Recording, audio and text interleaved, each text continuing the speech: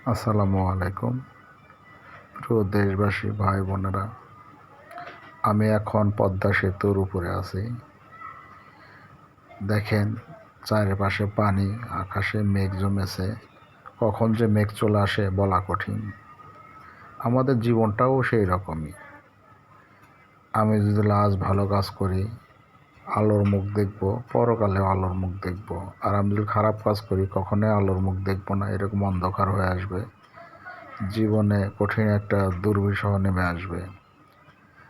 তা আমি চাই প্রতিটা ভাই বোন ভালো কাজ করেন, ভালো কিছু করেন, যাতে আপনার মঙ্গল কামনা হয়, আপনার মঙ্গল হয়। এমন কোনো কাজ করবেন না যা আপনার ক্ষতি হয়। আপনার জীবন থেকে রাগ, হিংসা, অহংকার, লোভ, লালসা সব ভুলে যেতে হবে, সব দূরে রাখতে হবে। আপনাকে চিন্তা করতে হবে এই পৃথিবীতে মানুষ কত বছরই বাঁচে, এবং অনেক সময় অল্প বয়সে এই পৃথিবী থেকে চলে যেতে হয় বিভিন্ন কারণে। আল্লাহ যখন যাকে কখন কিভাবে কোথায় তাকে মরণ রাখে এবং কবে তার ডাক এসে যায় এটা বলা কঠিন। একমাত্র আল্লাহ তাআলা ছাড়া কেউ জানে না। তা আসুন আমরা সবাই ভালো কাজ করি, ভালো কাজের মধ্যে দিয়ে ভালো কিছু করার চেষ্টা করি। আজ যদি আমরা ভালো কাজ করি অবশ্যই ভালো কিছু পাব। চেষ্টা করবেন জীবনে চলার পথে মানুষকে কিছু সদকা, দান সদকা এগুলো করবেন, যাতে সেইগুলো কাজে লাগে।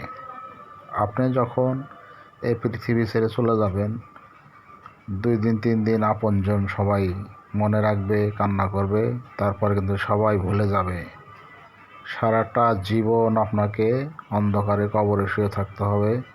যদি আপনি ভালো কাজ করেন তাহলে আপনার কবরে প্রদীপ জ্বলবে, কিংবা আপনি ভালো থাকতে পারবেন। আর যদি ভালো কিছু না করেন কখনোই ভালো থাকতে পারবেন না। চেষ্টা করবেন, টাকা আজ আছে কাল নেই, অধিক টাকার দরকার নাই। আপনাকে বাঁচার মতো খেয়ে পরে থাকলেই হবে। আপনাকে কিছু করার চেষ্টা করবেন, কিছু করে যাওয়ার চেষ্টা করবেন। মানুষ কখন তার কবরে সব পায় কিংবা তার নেকি আমল যায়। আপনি যখন দান সদকা করবেন সেটা যাবে। আপনি যখন মসজিদ, মাদ্রাসা ভালো কিছু কাজ করে যাবেন, যে কাজের মাধ্যমে আপনার সারাটা জীবন বসে বসে দোয়া পাবেন। এটা কিন্তু এক ধরনের ব্যাংক অ্যাকাউন্ট। আপনি যখন একটা মাদ্রাসা করবেন, আপনি যখন একটা মসজিদ করবেন, আপনি যখন একটা ইতিমখানা করবেন, শিক্ষা প্রতিষ্ঠান করবেন, তখন কিন্তু মানুষ কিন্তু যুগে যুগে আপনার জন্য দোয়া করবে, আপনাকে স্মরণ করবে, আপনাকে মনে রাখবে।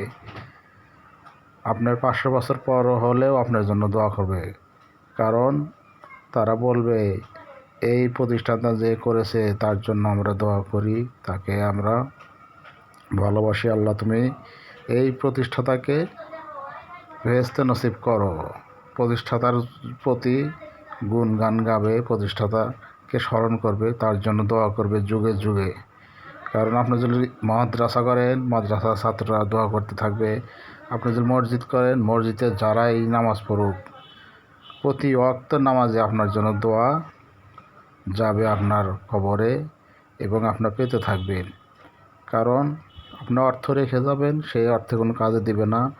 এটা আরও হয়তোবা বিভিন্ন কারণে রাগ, হিংসা, আপনার প্রজন্মের লোকেরা আপনার জন্য হয়তোবা অভিশাপের কাল হয়ে দাঁড়াবে। কিন্তু আপনি যখন স্কুল, মাদ্রাসা, এতিমখানা ভালো কিছু করে যাবেন, তখন আপনার জন্য দোয়া করবে। ধন্যবাদ সবাই।